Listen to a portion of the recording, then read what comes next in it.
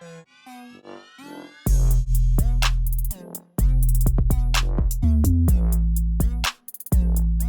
this video, I'm going to be doing an energy overview useful for AP Physics 1, but any high school level physics class or introductory level college classes as well. We're going to be taking a look at all the different types of energy, the different variables and concepts related with all those different types of energies, taking a look at different relationships within each of those formulas, and then taking a look at how work and power are related to all of those things and one another.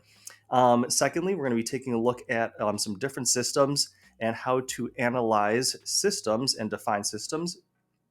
And along with that, we're going to be taking a look at the conservation of energy and then how work is added or subtracted to these systems.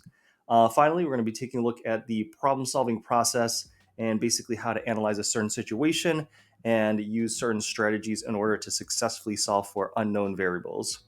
All right, so let's go ahead and get started and take a look at some different types of energy. So, one of the main types of energy is kinetic energy, the energy of motion. And kinetic energy is oftentimes represented by either a KE or K. And for kinetic energy, that is equal to 1/2 times the mass times the velocity squared. So the relationship between mass and kinetic energy is one of a direct proportionality. And then for kinetic energy to velocity, that is a squared relationship. So as the velocity rises, the kinetic energy is actually going to rise exponentially. For example, if you were to double that velocity, then you would get 4 times the kinetic energy. And then if you were to triple the velocity, you would get 9 times the kinetic energy, and so on, because if you were to place a 2 or a 3 in front of that V, it'll eventually get squared and give you an exponential rise. Now, with kinetic energy, because oftentimes the mass is unchanged, the main variable is definitely going to be that velocity, so how fast the thing is moving in the problem. And then secondly, one of our main types of energy is gravitational potential energy,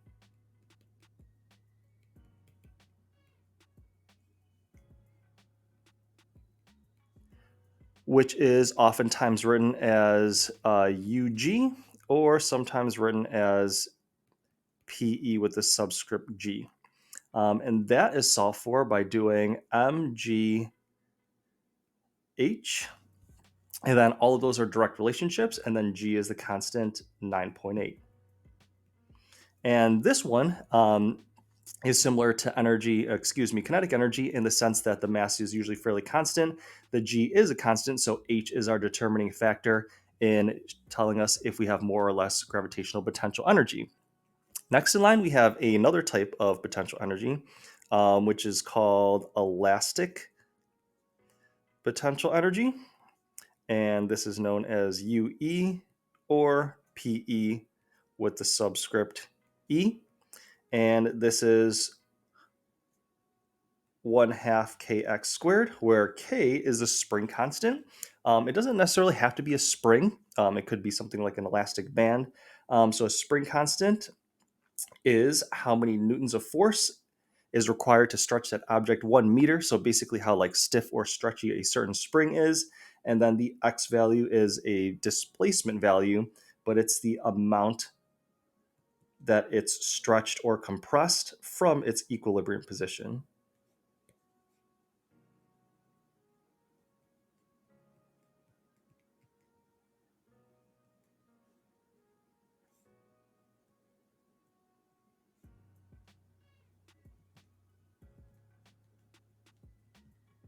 And there's one more formula that I'm going to throw in there. There is a second formula, and is for gravitational potential. And that one is negative GMM over R, G being the constant 6.67 times 10 to the negative 11th. And then these are just two different masses, which we'll maybe call M1 and M2, separated by a certain distance. R is going to be that separation distance. And you would only use this formula if there is a changing G value. So in most cases, in a very, very high majority of them, you're just going to be using mgh and then using g value of 9.8. If there's some cases where something is moving away from the Earth and it's moving into space, and there is a changing G value, and then you have something that's moving a really, really great distance away from the Earth or the surface of a large body, you may be taking a look at this formula for some conceptual and mathematical ideas. Now, the next couple ideas we're going to be taking a look at are work and power. Work is a fairly large idea, and to sum that up simply, it's basically the amount of energy transferred.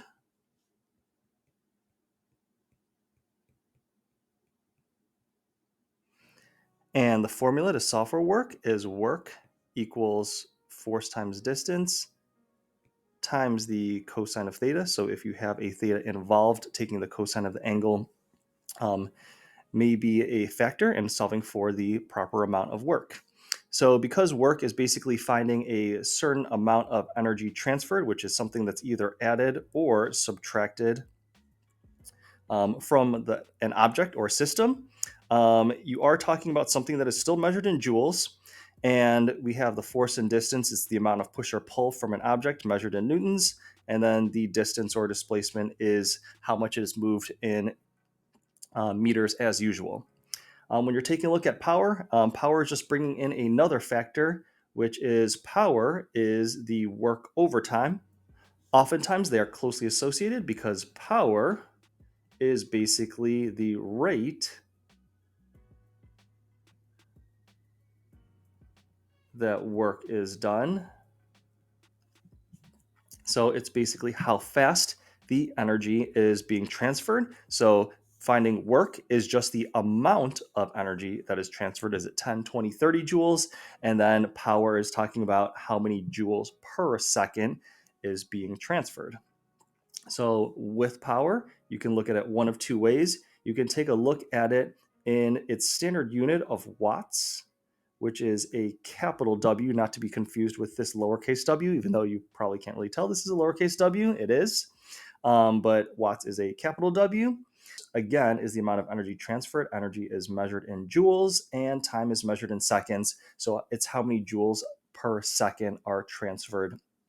And a watt is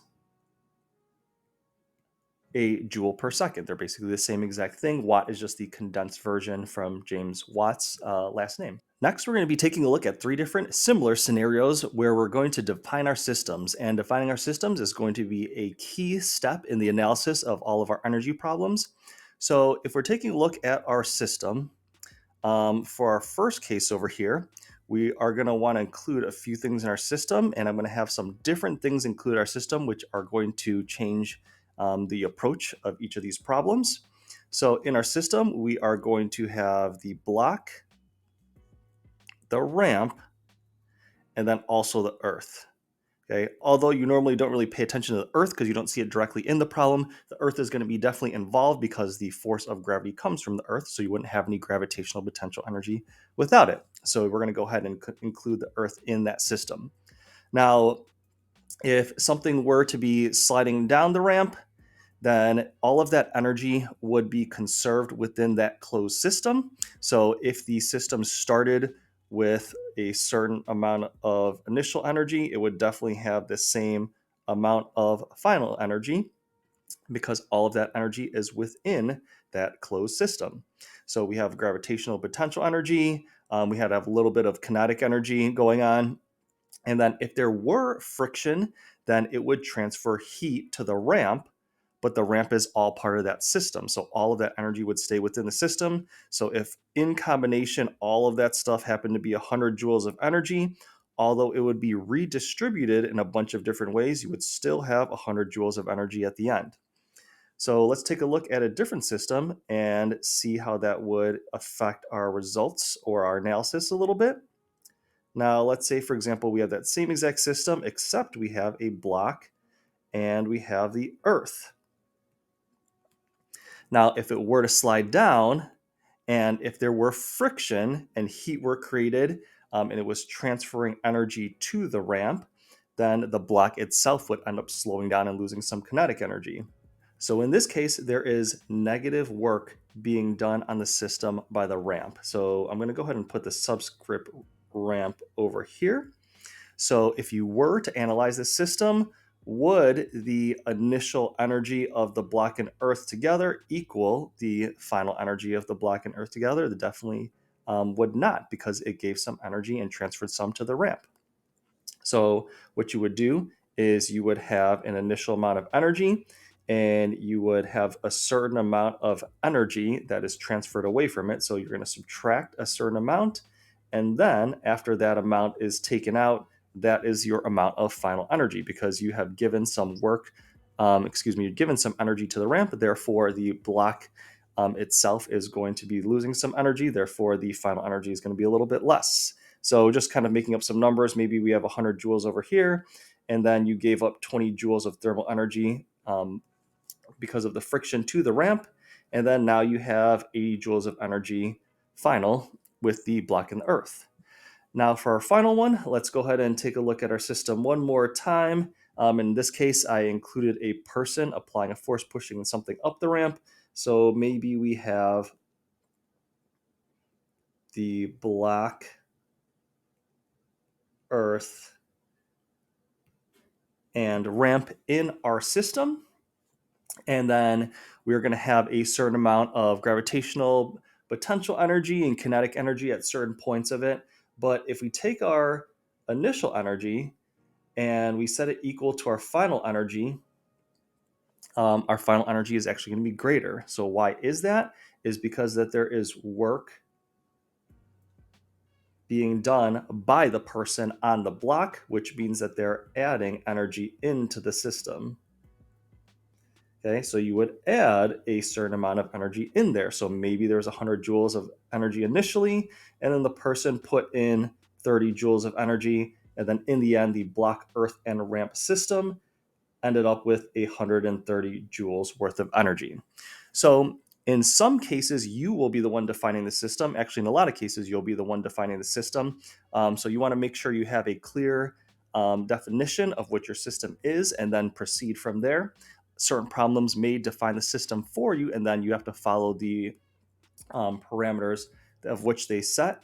And then you may have cases where you have work um, being done by something that is creating energy leaving the system, and done by something that is creating energy or putting energy into the system.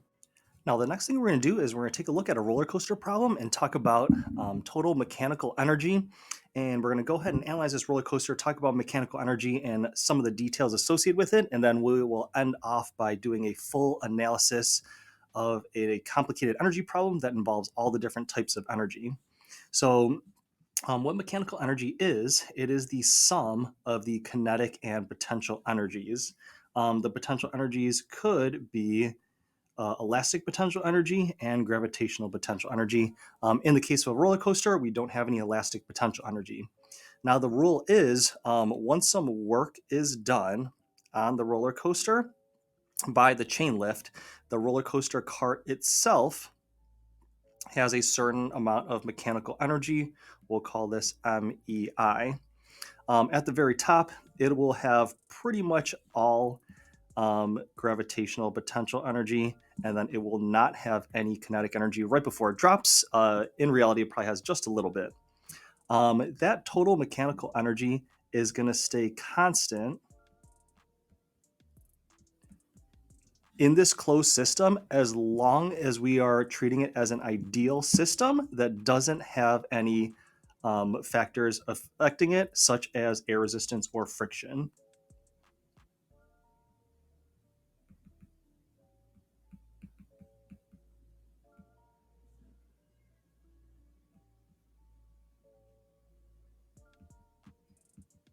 These forces, such as air resistance and friction, are called non-conservative forces because they are path dependent.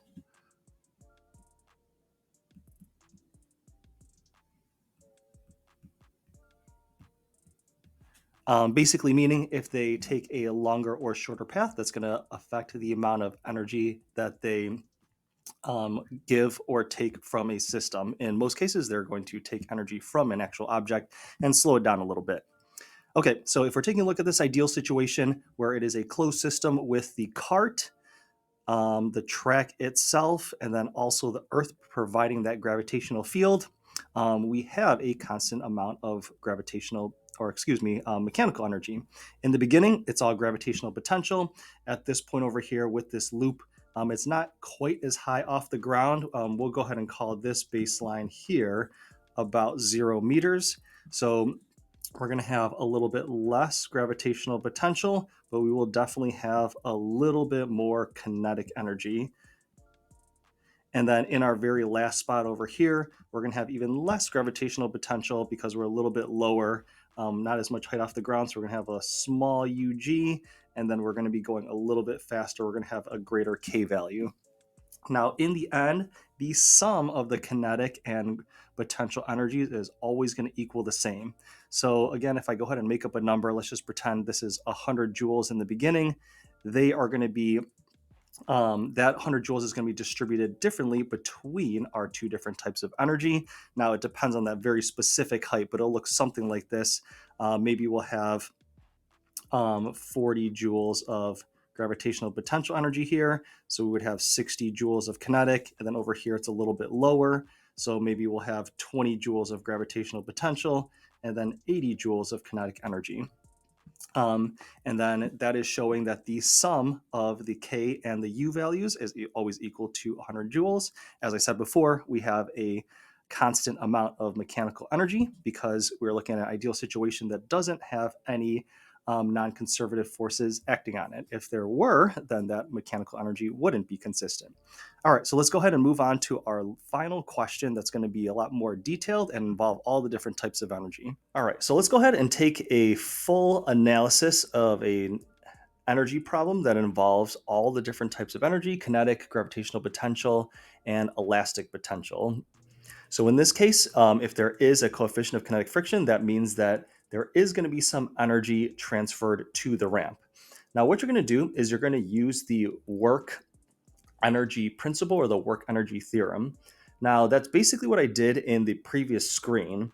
And what that looks like is the work is equal to the change in energy of the entire system. If you find the change in energy of anything, it's always the final minus the initial. So E final minus E initial. And in my opinion, conceptually, I think it's a little bit easier to look at it in terms of adding initial energy to both sides, which would cancel it from this side and add it to our left side. And then you're basically saying this is just the conservation of energy. Whatever initial energies you have, that is going to sum up to the final energies. And if there's a difference in those two, it's because you are adding or subtracting a certain amount of work. I just put plus W because that W might just be a negative value. Now, when you expand that out to all the different forms, that might mean you have some initial kinetic energy. That might mean you have some initial gravitational potential energy or some initial elastic potential energy. You may or may not have some work, so we're going to take a look at that. And then in the end, you'll potentially have some kinetic energy, some gravitational potential energy, and some elastic potential energy.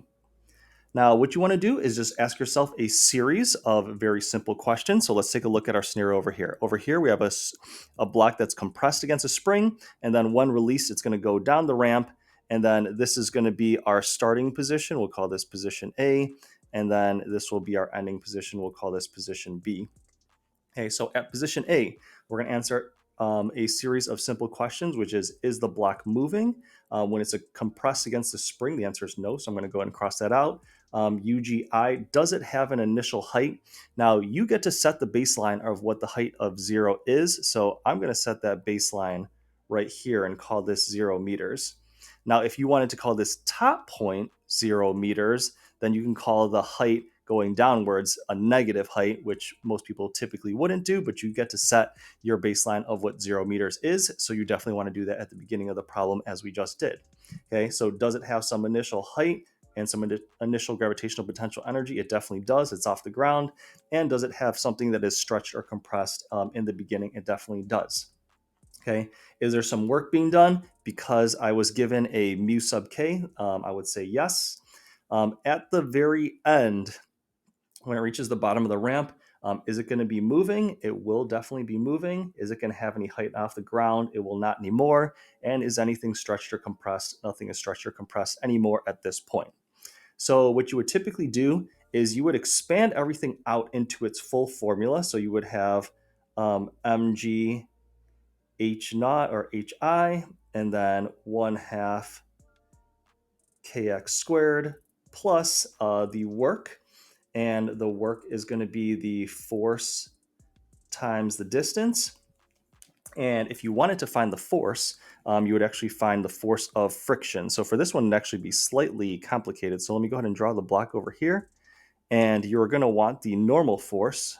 So we're going to have this mg, and then we're going to have an mgy and an mgx. The mgy is going to be our perpendicular component to the ramp, which is equal and opposite of the normal force. So if we want to find the force of friction, which is mu times normal force, our normal force would be